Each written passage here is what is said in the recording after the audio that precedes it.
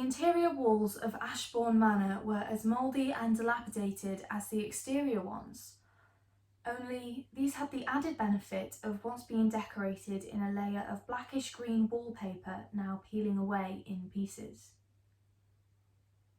Broken aged beams held up a partially crumbling ceiling, and a long staircase stretched out ahead of me, climbing higher into the far reaches of that god-forsaken house. Perhaps, at one time, that hallway would have been inviting, once the chandelier was lit and the signs of life were fresher, but now there was nothing there but a dark cold. Just me and my flashlight to illuminate the way, and nothing but silence for miles around. There was a smell in the air, mould and decay mingled with something else, something underlying, something alien. I'd spent a fair amount of time in old houses. The stench of emptiness is something you get used to. It sits in your nostrils like a familiar friend, but something about the manor was different. There was a distinct oddness about the place, a clear sense of the not aliveness of the building, but what it lacked was a feeling of emptiness. I could not quite put my finger on it, or the reasoning as to why, but in my heart I was sure of that feeling which my head could not compute. I was not alone. Discomfort aside, I persevered, making my way across the hallway and towards the door just to the left of that large staircase, keeping to the instructions I'd found on that internet chat room, Real Life Ghost Stories. Through that oak door, I pushed down the side corridor and around to the right, then down through a back staircase and to the right again. A cold breeze whistled past my ear. Something, be it superstition or the supernatural, tugged at the corner of my jacket. I drew it closer to me in response. Across my cheeks and the backs of my hands, I remember a distinct chill setting in like the first frost of winter, and every fibre of my being began to shudder with a desire to leave. Only my heart was warm now, pumping at double time in my chest. One of the old samba beats I remember from my childhood in Brazil. It recalled a vitality the rest of my body had forgotten. The walk from the front door to where I stood now, looking onto my final destination, had, I'm sure, been but a few minutes, but had felt like a lifetime. In that time, it was though the very essence of Ashbourne had seeped into my bones. I was one with her horrifying existence, both alive and dead at the same time, and it was as I stood there, knuckles glowing white around the handle of my flashlight, that I watched in terror as the door ahead of me, all white wood now stained yellow with time, without provocation or action from me, turned its own lock and swung open, inviting me into the ghastly chamber beyond with the beckoning hands of the afterlife. How cool is that? The beckoning hands of the afterlife. I mean, come on, you can't make this kind of stuff up. I remember when I first read this, what must have been 4, maybe 5 years ago. It's part of a bigger bundle I bought. We'd just moved house, you see, and I'd found this little cubby hole behind the back of the wall panelling in my bedroom. It was the first time I'd had anywhere to hide my stuff. And lucky for me, in the stress of the move, Mother had managed to leave her purse unattended, so I stole a 20 and went on down to the local bookstore one day after school. Told her they kept us late for a uniform check. She never even questioned it. And when I went in, there was this box, like a collector's edition, just sitting on the table dead ahead of me, almost like it was waiting for me. So I bought it, hid it in my backpack and snuck it in. The first time I read this chapter, God, you can't imagine the feeling. There I was, hiding underneath my bed, because hiding under the covers was just way too risky, with a tiny little torch as light. It wrecked my eyes. I ended up needing glasses after a few months. But as I read along, I swear to God, it's like I was actually there. He grabbed his flashlight, and so did I. The chill settled in on his skin, and I literally saw the hairs on the backs of my arms stand up. All around me, the world just went quiet. It's like my world died and restarted again once I'd finished. Everything about the way he writes, it just transported me.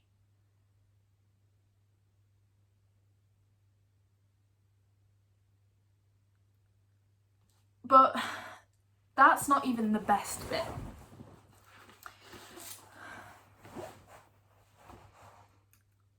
I wiped the dust away from the mirror's surface and tilted it to see that reflected view of the dressing room I now found myself in. That dressing room which had seen so many horrors take place, and found myself utterly frozen in dreadful awe at what I saw. Standing over my shoulder, utterly invisible to my normal eye, but now discovered in the mirror's world, was a woman. Pale and gaunt, dressed in a frail white dress and veil, long dark hair hanging around her face and framing a set of deep black holes where eyes would have once been. The sockets themselves were blackened and bruised, but yet I felt them pierce my psyche all the same. And as I stood there, utterly incapable of movement or noise, she reached out one skeletal hand towards me and began to wail.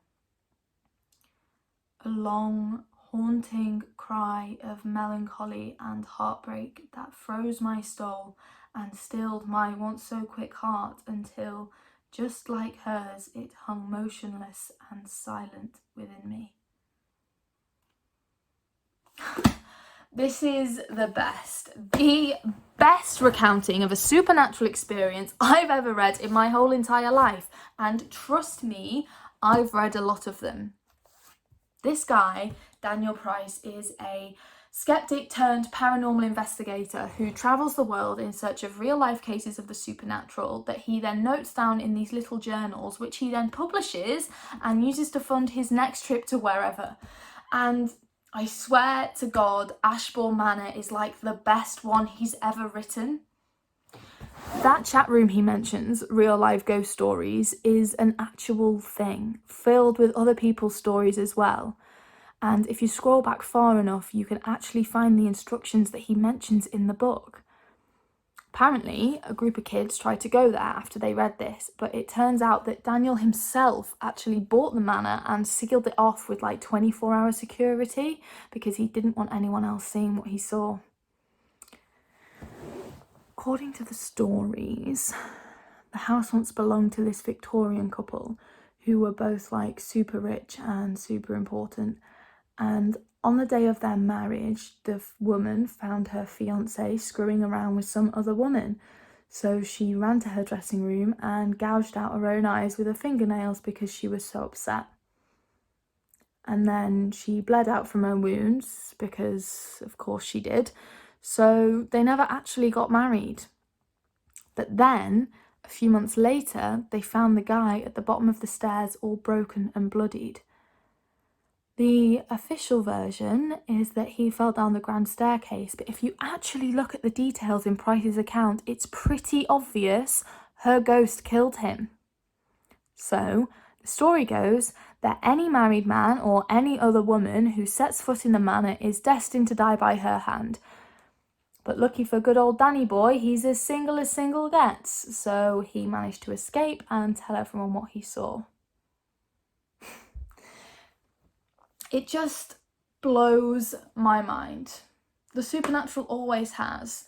Mother used to say it was a whole load of made up nonsense, but then she believed in Jesus, so pot kettle black and all that. Before her accident, she used to send me these pamphlets all about how the light of the Lord was the only light that mattered.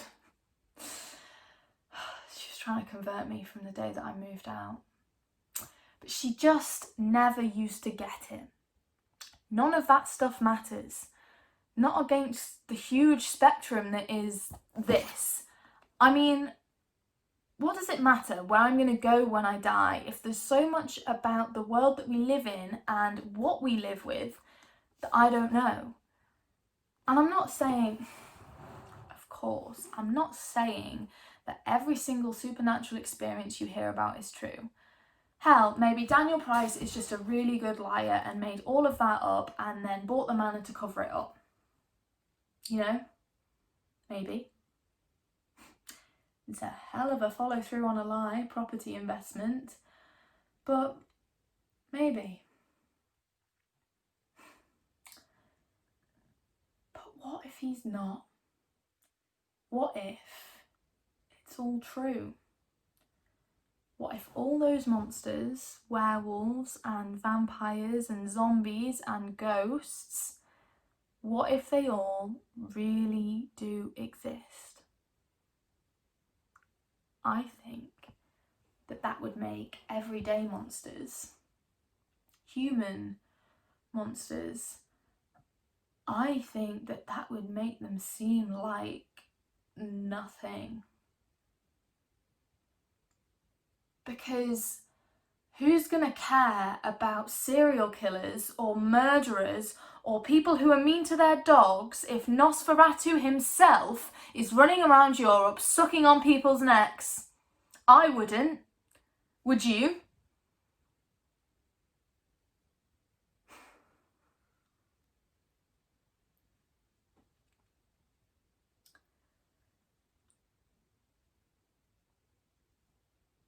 My mother was a real strict woman. She didn't do anything bad to me or anything, but she had a particular way she wanted to live her life, a particular way she wanted me to live mine. Now I'm someone that kind of chafes at authority, so life in that house was tricky. But I read scary stories, Goosebumps and kids' versions of Stephen King and this. And it was through those stories that I escaped. In between breakfast at 6:30 a.m. sharp and then morning worship for half an hour before I set off to walk over an hour to school because we didn't have a car and the only Christian school nearby was 5 miles away, I would read little excerpts of those stories. And then I would read them again once I got home, before I did all of my homework and then helped clean the house and cook dinner. She hated it.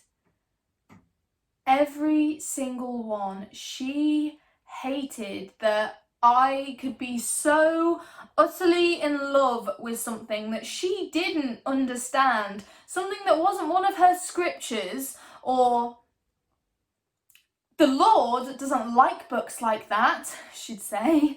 The Lord sends people to hell for reading that blasphemy. I think when I was young, I actually believed her. Prayed every night, said grace before every meal, even at restaurants. I was part of it, part of her insane superstition. The older I got, though, the more I saw it for what it was. Pseudo-radical nonsense.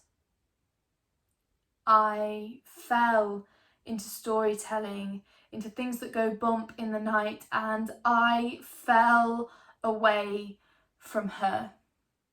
Or should I say, she pushed me away.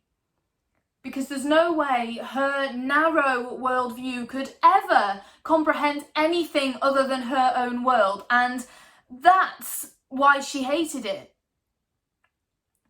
But she hated it even more once I was old enough to write my own. Little scribbles on notepads or napkins, little versions of my stories, every single one complete with their own horror movie villain. When she died, I found this box locked. I had to break it to get in, but it was full of them. All those stories. They used to go missing and I never knew where they'd gone.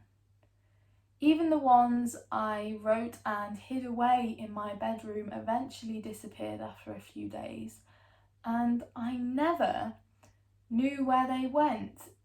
It's because she'd taken them and hidden them away in her troll's cave of a bedroom.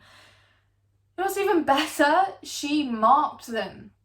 Red pen all over them, pointing out grammatical errors and poor handwriting and how what I was writing about could never actually happen. You know what I did when I found them? I laughed, cackled for I don't know how long because I'd won. That stupid, self-obsessed monster was dead and I was still alive, and I still liked ghosts, and I still liked horror, and I still hated her. So I think that's why I like Daniel Price. Because he's not concerned with the unproven. In his stories, in the truth he shares with the world, people get what they deserve. Cheating husbands get pushed downstairs. Arrogant teens get locked away in haunted basements. When people mess up, when they hurt other people, they get got by the last thing that they'd have ever thought. That's why I think you should read him too. Because he shows everyone how the most deadly monsters are the ones that you don't believe in. The supernatural Ted Bundys or John Wayne Gacy's, they're even more deadly when you don't believe in them. That it's right when you've underestimated them that they get the better of you. So the best way to survive is show them some respect, because the most deadly things are always the ones you don't believe in. Because if you don't believe in them, then they can't hurt you. Right, Mum?